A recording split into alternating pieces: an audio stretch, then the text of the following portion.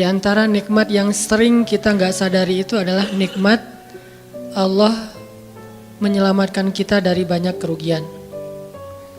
Kalau keuntungan kan kita tahu nih, karena wujud kan. Tapi kalau kerugian, kita seringnya nggak tahu karena tidak berwujud. Kalau berwujud, rugi. Kalau dihindarkan dari kerugian, pasti nggak akan ada wujudnya. Misalnya dihindarkan dari jatuh, berarti kan nggak ada lecetnya ya. Kalau lecet berarti jatuh. Kalau nggak lecet, berarti nggak jadi jatuh. Nah ini berarti kan tidak berwujud. Karena nggak berwujud, seringnya kita nggak sadar kalau itu nikmat dari Allah. Tapi kita harus belajar yakin itu sering terjadi dalam hidup kita. Baik itu lecet fisik ataupun lecet hati. Berat. Karena kalau udah kerasa di hati kita kan berarti ada masalah nih. Kadang-kadang Allah menyelamatkan kita dari kekecewaan, dari marah, dari sakit hatinya. Itu kan tidak ada wujudnya karena kita diselamatkan. Tapi yakin bahwa sesungguhnya itu juga nikmat dari Allah. Makanya harus tetap bersyukur walaupun kita kadang gak bisa menghitung nikmat Allah. Karena emang gak mungkin menghitung nikmat Allah. Wa in ta'uddu ni'matallah. Gak mungkin kita bisa menghitung nikmat Allah. Gampangnya misalnya coba aja, ada gak kita yang bisa ngitung jumlah tetes air hujan ketika turun hujan? Itu baru satu nikmat ya, hujan doang nih.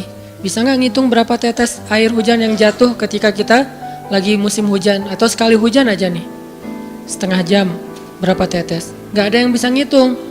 Itu aja gak sanggup, apalagi nikmat-nikmat yang lebih besar.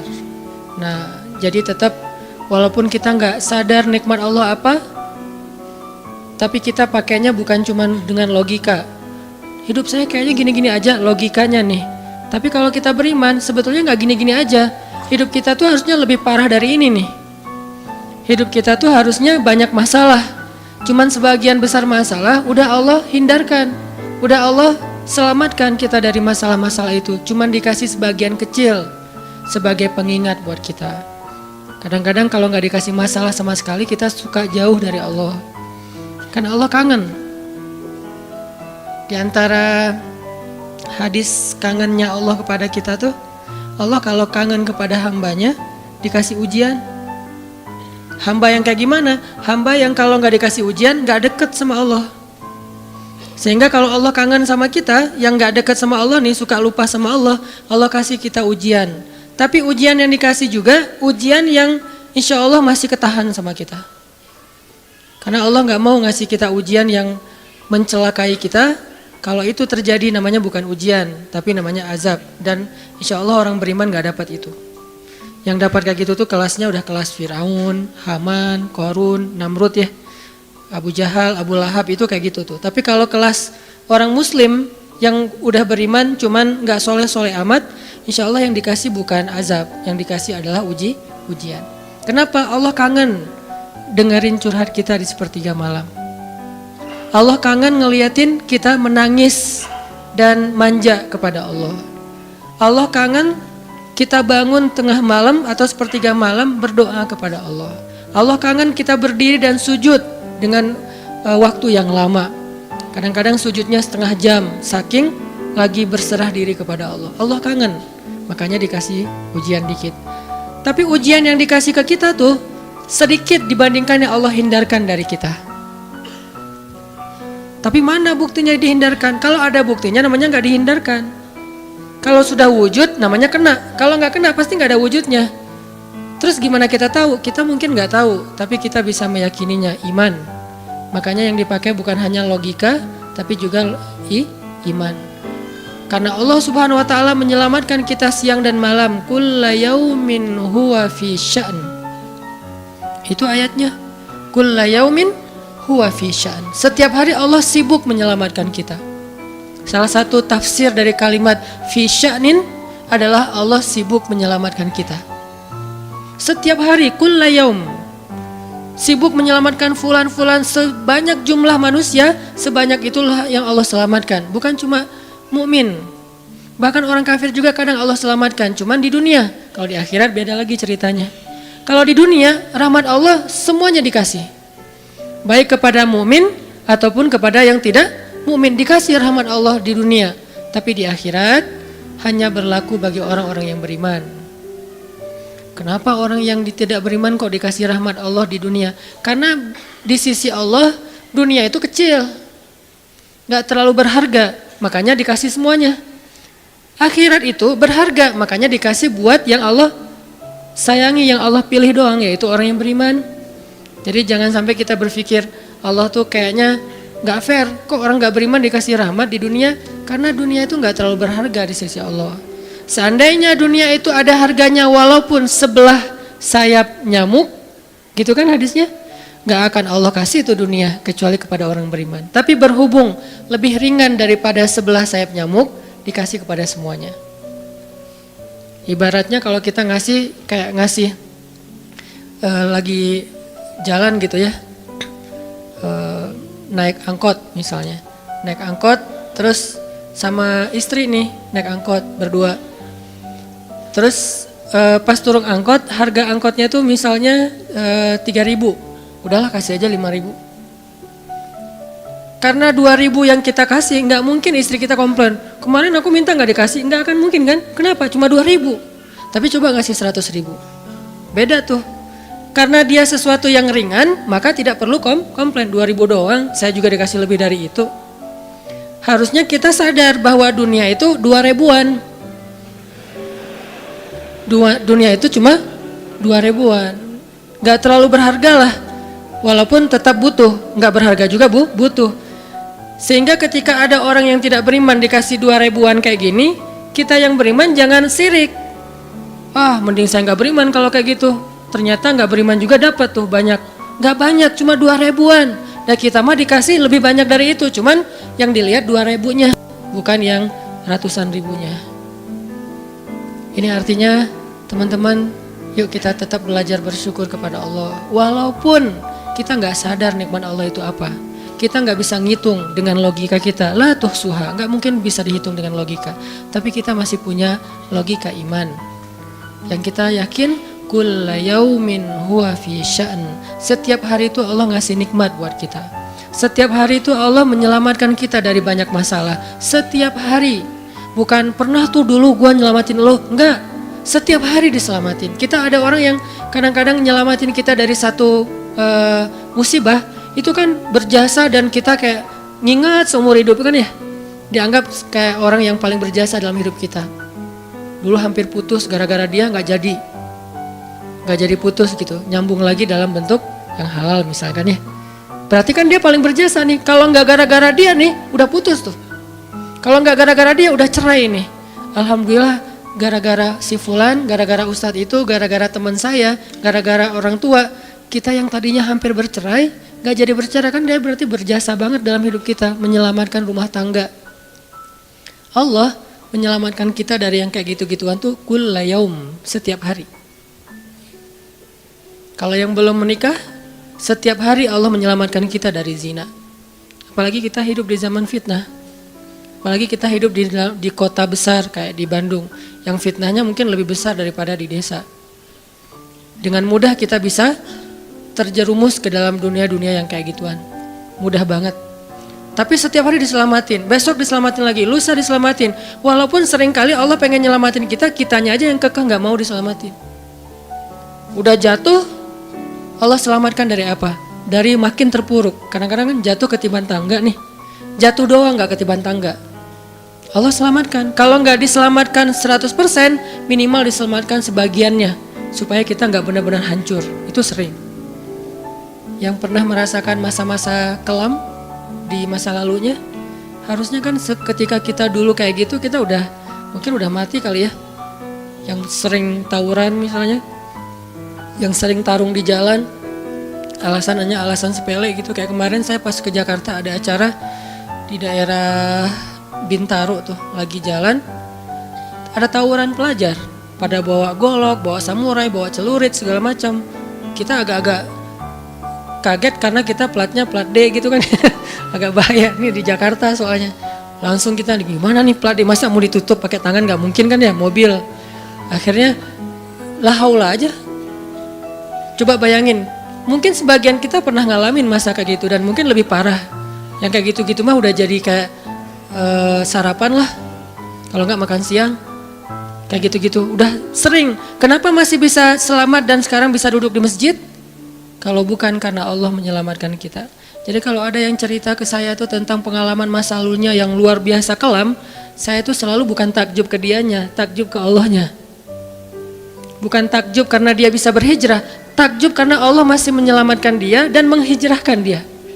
Sehingga ketika dengar cerita kayak gitu, yang kita ucapkan adalah Masya Allah, Alhamdulillah. Bukan, wah hebat lo ya, dulu pernah bunuh orang, pernah ini, pernah, semua dosa pernah gue lakuin dah. Itu gak perlu bangga, karena kalau dia gak diselamatin Allah, dulu udah celaka dengan dosa-dosa itu. Tapi karena Allah selamatkan, akhirnya dia diberi kesempatan. Bikin dosa dibiarin sama Allah. Bikin dosa dibiarin, bukan dibiarin berbuat dosa, dibiarin supaya dia kembali kepada Allah, dikasih kesempatan.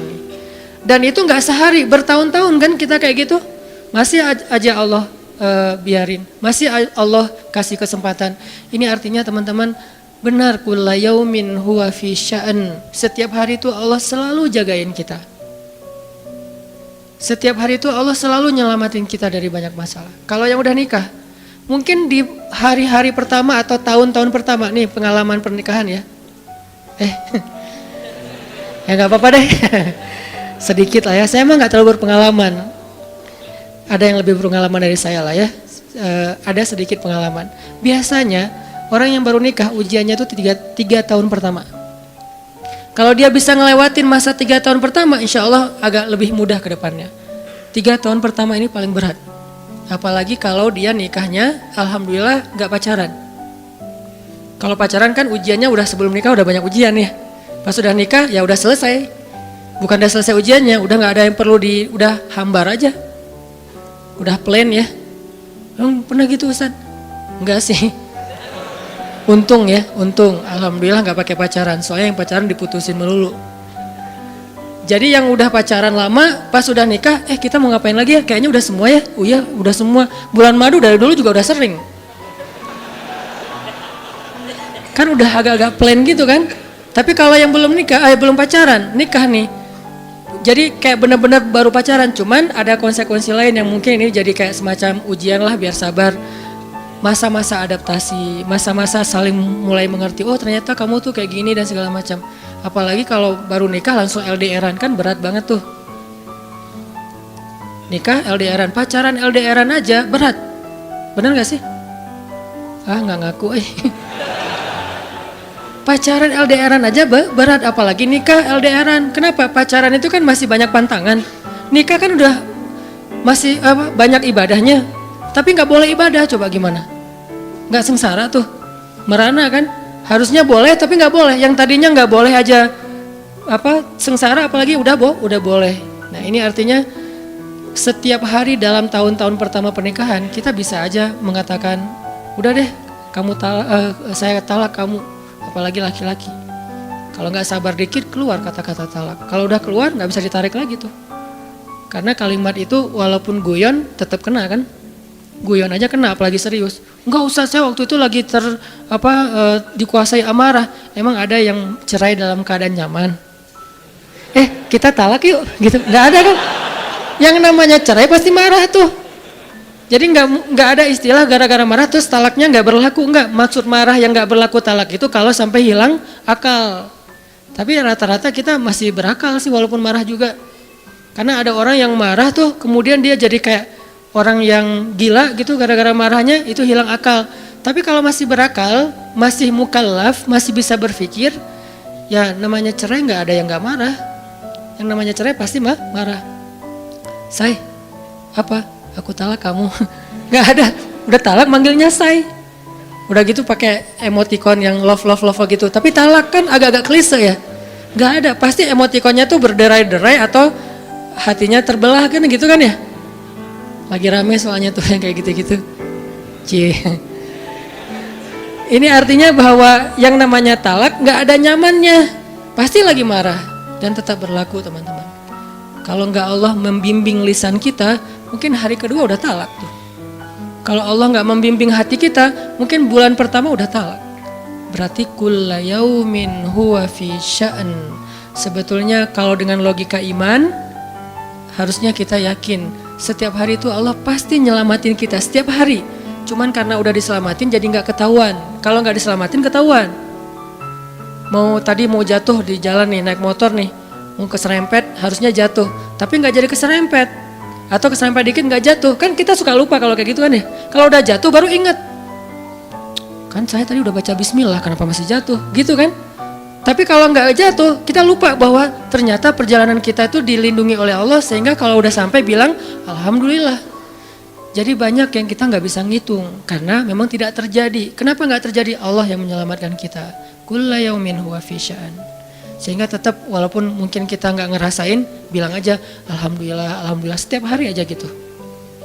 Karena nggak ada ruginya juga kita ngomongin alhamdulillah. Satu-satunya kata atau nama yang nggak rugi disebut cuma nama Allah. Dan satu-satunya nama yang rugi kalau disebut nama mantan. Itu nggak enak banget nyebutnya. Kadang-kadang lagi ngobrol sama temen atau lagi kenalan di dalam kampus nih ya, atau kelas anak baru ceritanya. Kan kenalan nih, dipanggil nama sama guru satu-satu. Pas ada satu nama misalnya namanya siapa gitu kan ya. Kita sendiri yang pas nama itu disebut langsung meriang. Lah kamu kenapa? Itu nama mantan saya bu. Kan suka gitu ya. Sampai ada nama jalan bisa buat dia kegeeran sendiri. Saya pernah di Masjidil Haram ada salah satu nama gate. Nama gate tuh, bukan gate Masjidil Haram ya. Kalau gate Masjidil Haram semuanya nama cowok. Kan gak mungkin saya punya mantan cowok kan. Salah satu gate di hotel lah. Itu namanya tuh nama, pokoknya gak usah disebut, ketahuan ntar. Di stalking lagi ya. Ada salah satu gate di hotel besar kayak Zamzam Tower gitu. Gate-nya tuh namanya nama seseorang. Pas ngeliat tuh, hah, gitu doang. Coba bayangin, nama aja bisa bikin kita calangap. Nama, coba. Jadi satu-satunya nama yang kalau disebut itu bikin kita nggak nyaman, itu nama muatan. Dan satu-satunya nama yang kalau disebut bikin kita dapat kebaikan, cuma nama Allah Subhanahu Wa Taala. Setelah itu baru nama Muhammad Sallallahu Alaihi Wasallam. Makanya nggak ada ruginya lah bilang Bismillah, Innalillah, Astagfirullah, Masya Allah, Subhanallah dan segala macam yang ada kata Allahnya. Sehingga Nabi bilang, segala sesuatu yang di dalamnya ada nama Allah maka diberkahi, dan segala sesuatu yang di dalamnya tidak ada nama Allah maka tercabutlah kebaikannya. Jadi nggak ada rugi. Sehingga sampai nama orang aja yang paling baik itu adalah Abdullah sama Abdurrahman, walaupun manggilnya Dul, El, tapi tetap namanya bagus nih, Abdullah, Abdurrahman. Kepanjangan prolognya. Tapi ada hubungannya. Allah itu kalau kangen sama kita, Allah kasih kita ujian. Makanya jangan bikin Allah ngasih kita ujian kalau kangen, tapi ngasih kita nikmat. Kenapa Allah kasih kita nikmat? Soalnya kita udah biasa, nggak perlu diuji juga, udah tetap setiap malam tuh curhat sama Allah. Bukan pas lagi banyak masalah doang baru curhat. Kalau pas banyak masalah doang baru curhat, berarti pas kita lagi normal, kita lama tuh nggak ketemu Allah, nggak pernah miss call Allah, nggak pernah japri Allah, nggak pernah curhat ke Allah, nggak pernah DM. Kan Allah kangen nih. Kemana ya dia, kok gak pernah DM saya, kok gak pernah miss call saya, kok gak pernah japri ke saya, padahal online-nya sering loh. Tapi kok gak pernah ke saya, nih online-nya masih apa nih, kan Allah suka gitu sama hambanya, walaupun dengan analogi sosmed ya. Tapi Allah tuh perhatian banget sama kita, Allah nungguin kita datang. Setelah sekian lama kita cuek sama Allah, tiba-tiba kita baru niat mau datang. Duh, udah lama juga ya saya belum japri ke Allah, baru gitu doang, belum diketik nih, belum typing. Baru niat doang nih, Allah udah bahagia coba. Allah kok baik banget ya sama kita ya. Seolah-olah Allah butuh kita, padahal gak sama sekali loh. Ghaniyun anil alamin. Allah tuh gak butuh kepada siapapun di antara hambanya, gak butuh sama sekali. Tapi kayak seolah-olah Allah tuh yang butuh banget sama kita. Saking baiknya Allah. Allah itu raufun, rahimun, karimun, jawadun, apalagi latifun. Nah latifun Allah tuh. Sangat pengen dekat sama hambanya, itu Allah. Udah lama pergi nih, sibuk dengan semua orang dijapri, semua orang dia chat sampai tengah malam chat sama orang lain, tapi Allah nggak pernah dijapri. Allah tungguin. Kalau manusia mungkin kita bisa nyebutnya kayak kesepian gitu, tapi Allah kan nggak mungkin kesepian, tetap aja Allah nungguin seperti orang yang kesepian, saking kangennya sama kita coba. Begitu kita ada masalah datang ke Allah, Allah nggak bilang Giliran sekarang aja lo datang. Enggak kayak gitu Allah. Langsung Allah dekap. Langsung Allah, ada apa hambaku? Hal min haja, apakah kamu butuh sesuatu? Hal min taib, apakah kamu mau diterima taubatnya? Hal min mustaghfir, apakah kamu mohon minta ampun? Allah tanya kepada kita setiap malam. Dicuekin lagi. Datang Allah ke langit dunia. Harusnya kan Allah suruh aja malaikat kasih tahu ke dia supaya berdoa. Enggak, Allah yang langsung turun. Ibaratnya Allah yang ngejapri kita. Enggak dirit juga. Setiap malam japri, setiap malam enggak dirit. Padahal online-nya, lasinnya tuh per setiap jam bahkan setiap menit dia online terus. Tapi yang Allahnya enggak dirit, ketimpa lagi tuh. Marahkah Allah? Enggak. Kalau Allah marah, pasti kita udah celaka dari dulu juga. Karena kalau Allah udah marah, maka perhatikanlah kaum-kaum sebelum kalian, kata Allah. Perhatikanlah kaum-kaum sebelum kalian, Ad, Samud, atau tokoh-tokoh sebelum kalian, Firaun, Haman, Namrud, dan seterusnya. Perhatikan kalau Allah udah marah nih. Berarti Allah belum marah sama kita. Tapi jangan sampai batasan waktu yang Allah buat itu kita lewatin, itu bahaya. Karena kalau Allah sudah menentukan waktunya, gak bisa ditolak lagi sama kita.